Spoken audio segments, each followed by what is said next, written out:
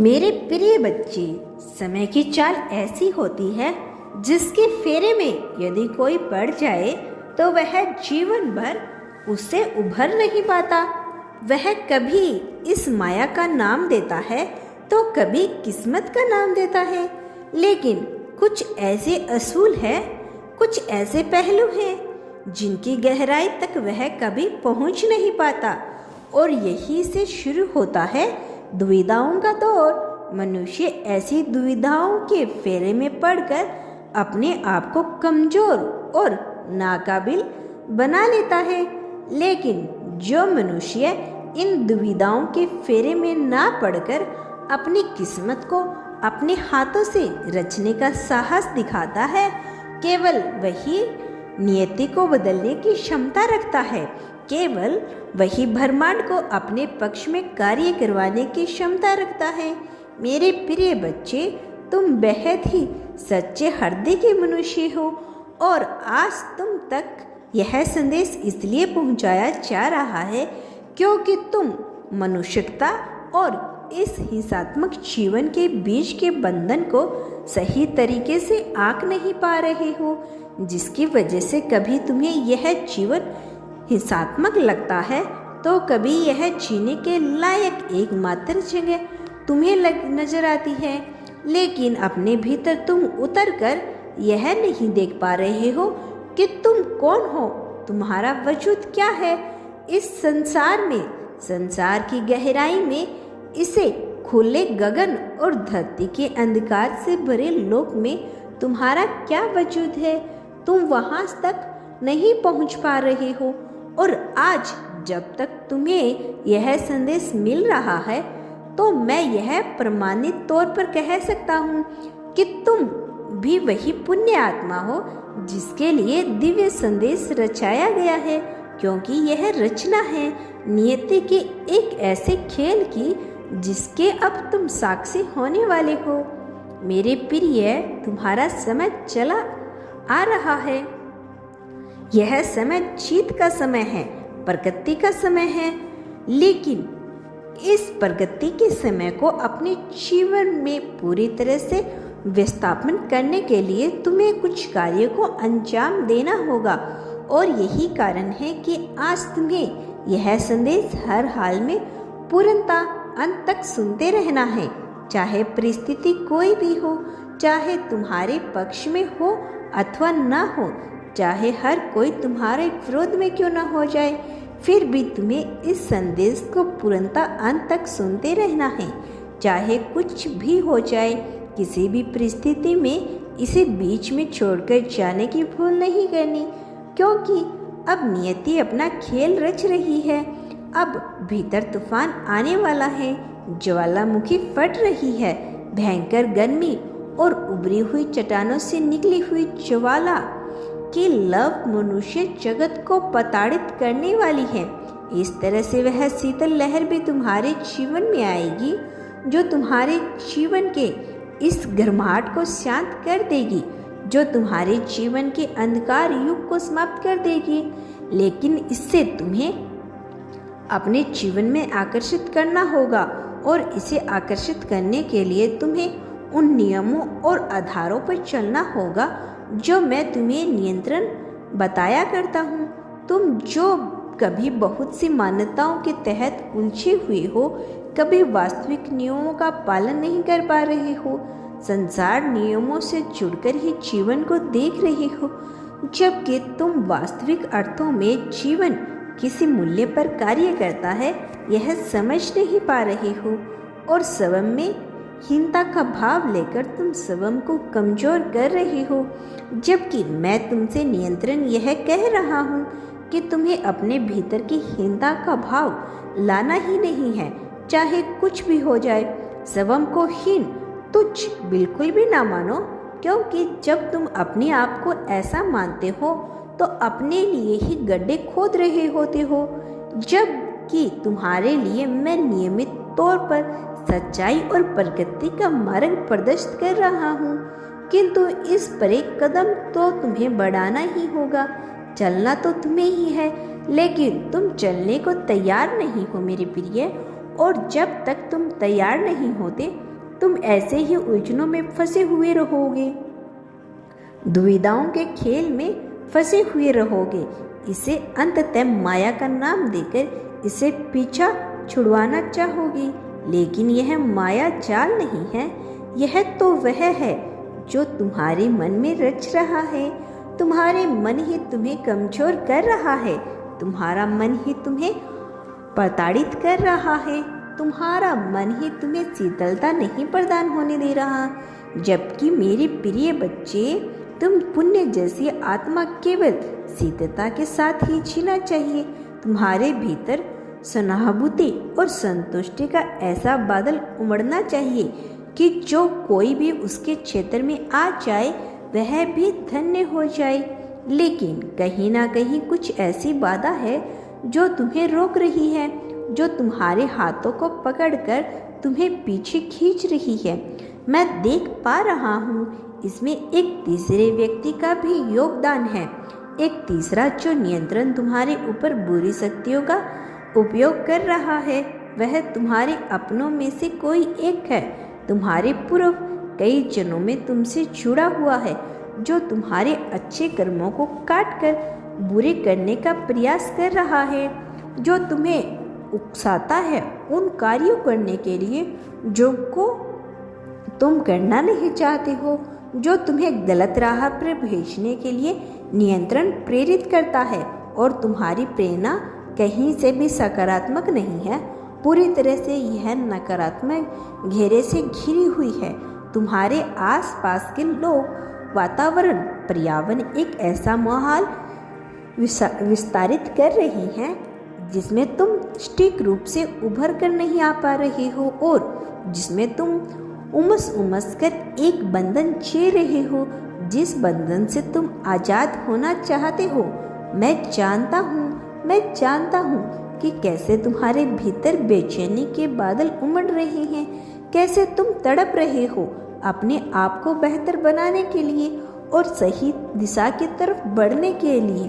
तुम जैसे पुण्य आत्मा को हर समय केवल यह चिंता रहती है कि कैसे तुम्हारा जीवन बेहतर हो सके। तुम सुकून की चाहत करते हो तो कभी धन की चाहत करते हो। एक जगह तुम्हारा टिकना संभव नहीं हो रहा है और यही सब बातें तुम्हें पीछे ढकेल रही है।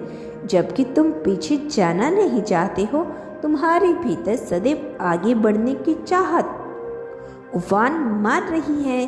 मेरे प्रिय बच्चे, मैं समझ रहा हूँ कि तुम क्या चाहते हो, मैं समझ रहा हूँ कि तुम्हारे भीतर क्या चल रहा है और तुम किस तरह से उसे पार पाओगे। बहुत जल्द वह रास्ता भी जानता हूँ जो मैं तुम्हें जल्द ही दिखाने वाला हूँ, लेकिन उससे पहले यह जांचना बहुत आवश्यक है कि क्या तुम तैयार हो, क्या तुम्हारे मन की दुविधा को समाप्त करने के लिए तुम इच्छुक भी हो। कहीं तुम्हें इन अधूरी आनंदों में भी आनंद तो नहीं आ रहा है। मनुष्य अपनी अधूरी इच्छाओं में आनंद ढूंढने लगता है, जिसकी वजह से वह ना चाह कर भी अधूरी इच्छाओं की चपेट में आ जाता है और उसी में घूमता रहता है। फिर भी वह काल चक्कर उस तरह से नाचता है, वह भी उससे कभी उबर नहीं पाता है, बाहर नहीं आ पाता है। मेरे प्रिय बच्चे, तुम जरा गौर करो, तुम्हारे ऊपर कौन सी मान्यताओं का बोझ लादा हुआ है। वह कौन सी मान्यताएं हैं जो तुम्हें रोक रही है, जो तुम्हारे पैरों में बेड़ियां डाल रही है, जो यहाँ नहीं होने दे रही है। तुम्हारे जीवन में तुम्हें वास्तविक अर्थों में क्या करना चाहिए। मेरे प्रिय बच्चे, तुम बेहतरीन की तलाश में सदा ही अपना जीवन जीते आए हो। तुमने सदैव दूसरों को भला करने की चाहत अपने मन में रखी है, लेकिन क्या तुम जानते हो कि प्रत्येक मनुष्य तुम्हारे लिए ऐसा नहीं सोचता। लेकिन तुम्हें भी बहुत ही मजबूती से काम करना होगा। सर्वप्रथम तुम्हें भयभीत नहीं होना है, चाहे कोई कितनी ही ऊंची आवाज में क्यों ना बात करे, चाहे कोई कितना ही शक्तिशाली क्यों ना हो जाए।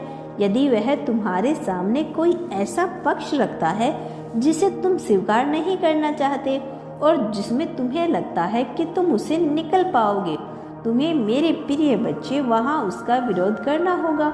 और जहाँ तुम्हें लगता है कि तुम उसके अभी नहीं निकल सकते हो, वहाँ विरोध करने के बजाय चतुराई का उपयोग करना होगा। और इसी कुटिलता के साथ तुम्हें अपने जीवन को आगे ले जाना होगा, क्योंकि यदि तुम सीधे बनकर जीवन जीते रहोगे तो सदैव बर्बाद कर दिए जाओगे। याद रखो, सीधा पेड़ सबसे पहले काटा जाता है। मेरे प्रिय बच्चे, अपनी मनोभूमि में तुम्हें वह सब कुछ तय करना है जो तुम इस संसार रूपी रणभूमि में करना चाहते हो, और इसके सत्कर्म में तुम्हें कार्य करना होगा, क्योंकि यह अवसर पुण्य लौटकर नहीं आएगा। इस उपलक्ष्य में तुम्हें कुछ प्रदान किया जाएगा। यह घटना पुण्य लौटकर नहीं आएगी। तुम बस स्वीकार करने की श्रेणी में आ जाओ। तुम बस खुले दिल से स्वीकार कर लो कि तुम सब कुछ पा लेना चाहते हो। मेरे प्रिय बच्चे, उसके साथ ही एक बात कभी मत भूलना कि तुम इस संसार में जो कुछ भी बांटते हो, बदले में अपने लिए वही प्राप्त करते हो, और कई गुना ज़्यादा मात्रा में प्राप्त करते हो। तुम प्रेम बांटोगे तो प्रेम मिलेगा, धन बांटोगे तो धन मिलेगा, कई गुना ज़्यादा मात्रा में मिलेगा। ईर्ष्या, आकर्षण, संप्रण जो भी बांटोगे वह प्राप्त होगा, उस व्यक्ति से प्राप्त होगा, उस तरीके से प्राप्त होगा जिस तरीके से तुम्हें होना चाहिए, कई गुना ज़्यादा मात्रा में होगा। इसीलिए तुम्हें स्ट्रिक्ट चुनाव करना होगा कि तुम वास्तव में अर्थों में अपने जीवन में क्या पाना चाहते हो। बिना किसी भय के नया पुराना आधुनिक पौराणिक इन फेरों में नहीं पड़ना है। अभी इस क्रम में, इसी क्षण में हमारे जीवन में क्या सबसे उपयोगी है, केवल उसी पर ध्यान करना है। केवल वही अनंत है, केवल वही तुम्हें वह दिलाएगा जो तुम पा लेना चाहते हो। इसका सदुपयोग करो मेरे प्रिय। जीवन में 4 मुख्य स्तर पर कार्यरत होती है और उन्हीं पर अपना कार्य करना चाहिए पूरे ध्यान के साथ। सर्वप्रथम सेहत। यदि तुम उचित चीजों को नहीं खाते हो, यदि तुम उचित व्यवहार और आचरण नहीं करते हो, तो तुम निश्चित तौर पर प्रगतिशील नहीं हो सकते। लेकिन यदि तुम प्रगतिशील होना चाहते हो तो तुम्हें सही प्रकार के भोज्य पदार्थों को ग्रहण करना होगा। केवल अपने जीभ के लालच के चलते ऐसा कभी मत करना, अन्यथा बहुत नुकसान उठाना पड़ सकता है मेरे प्रिय बच्चे। इसके अलावा तुम्हें अपनी संगति का पूरा ध्यान करना होगा। मनुष्य अपने जीवन में इतना बुद्धिजीव होने का प्रयास करता है, स्वयं को उतना बुद्धिजीव मानने लगता है। उसे लगता है कि संगति पर उसका कोई असर नहीं होगा, जबकि असाधारण पूरी तरह से मिथ्यावाचक है, गलत है मेरे प्रिय बच्चे। जो मनुष्य देवताओं की श्रेणी में आना चाहता है, उसे देवता जैसे व्यक्तियों की संगत करनी होगी, क्योंकि जिसने गलत संगति की है वह कभी भी सही अर्थों में सही जगह पर नहीं पहुंच पाया, क्योंकि नियति फिर उसे वहां नहीं पहुंचा पाती जहां वह पहुंचना चाहता है। यदि तुम वहां पहुंचना चाहते हो जहां तुम्हारी किस्मत तुम्हें ले जाना चाहती है, जहां तुम अपने आप को सर्वश्रेष्ठ मानोगे, तो तुम्हें सही संगति का उपयोग करना होगा। जरा गौर फरमाइए, तुम्हारे पास ऐसे कितने ही व्यक्ति हैं जो सदैव तुमसे प्रगति की बातें करेंगे। जरा गौर फरमाइए, तुम्हारे पास ऐसे कितने ही व्यक्ति हैं जो अहंकार का बोल बोलना रखेंगे और तुम्हें सही अर्थों में जीवन जीने की कला सिखाएंगे। यदि तुम गौर फरमाओगे तो तुम्हें इस प्रकार के व्यक्तियों की संख्या शून्य दिखाई देगी। एक खालीपन है, एक सन्नाटा है, और इस सन्नाटे में तुम्हें अपने आप को 1 नहीं, 2 नहीं, 11 नहीं, 111 के बराबर बनना है। अर्थात स्वयं को इतने लोगों से श्रेष्ठ कर लेना है कि कोई तुम्हारे पास तक पहुंचने की जरूरत ना करे। मेरे प्रिय बच्चे, उस ऊंचाई को छूने को तैयार हो जाओ जिसे छूने के बाद तुम्हें सब कुछ छोटा और नीचा दिखाई देने लगेगा। मेरे प्रिय बच्चे, मैं जानता हूँ कि तुम क्या सोचते रहते हो, लेकिन यदि तुम्हें प्रगति पानी है तो तीसरा ध्यान तुम्हें अपने धन पर करना होगा। तुम्हें विचार करना होगा कि तुम्हारा यह धन आने वाले 6, 7, 8, 10 महीनों में 2 गुना कैसे हो सकता है। यदि तुम एक छोटे से धन राशि को 2 गुना करने की कला सीख जाते हो तो तुम धीरे धीरे वहां पहुंच जाओगे जहां तुम्हें धन की कोई कमी नहीं होगी, क्योंकि बाकी का कार्य प्रकृति स्वयं करेगी। अपने देवदूतों के माध्यम से मैं करवाऊंगा वह कार्य जो तुम सोच भी नहीं सकते, जिससे तुम्हें कभी धन का अभाव नहीं होगा। लेकिन मेरी प्रिय बच्चे, स्वयं को तुम्हें उस श्रेणी में मानना होगा, स्वयं को बदलाव तुम्हें बलवान, बाहुबली युक्त, बुद्धि कौशल से युक्त मानना होगा। तुम्हें अपने आप को श्रेष्ठ मानना होगा। तुम जो भी अपने आप को कमजोर मानते हो, तुम जो भी अपने आप को कमजोर की श्रेणी में रखते हो, अनावश्यक बेवजह तुम्हें अपने आप को श्रेष्ठ मानना होगा। मेरी प्रिय, तुम्हें लोगों की बातों से ऊपर उठकर सोचना होगा।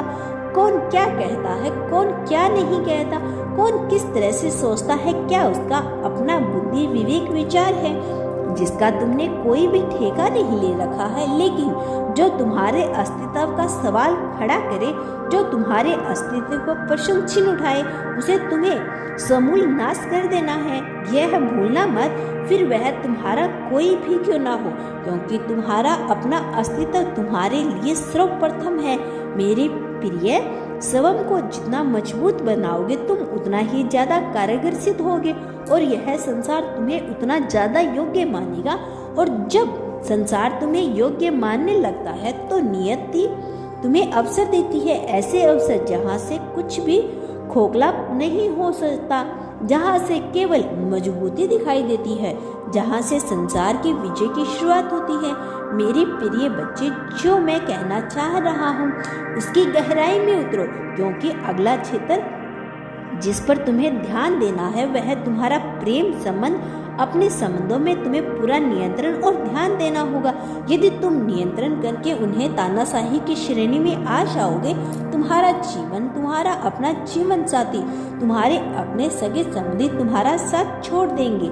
मैं नहीं चाहता कि तुम अहंकार के वशीभूत होकर ऐसा कार्य भी करो जिससे तुम्हें हानि उठानी पड़े, क्योंकि अंत तुम्हें यही लोग सबसे ज्यादा करीब मालूम पड़ेंगे। जिस क्षण में कोई मुसीबत आती है, तुम्हारे अपने सबसे पहले तुम्हारे साथ होंगे, लेकिन उसके लिए तुम्हें अपने आप की मजबूती को प्रदर्शित करना होगा। मैं फिर आऊंगा अगला संदेश लेकर, मेरी प्रतीक्षा करना बच्चे। मैं सदैव तुम्हारे साथ हूँ, यह बात हमेशा याद रखना। कभी भी किसी भी हालात में कभी भी खुद को अकेला मत समझना।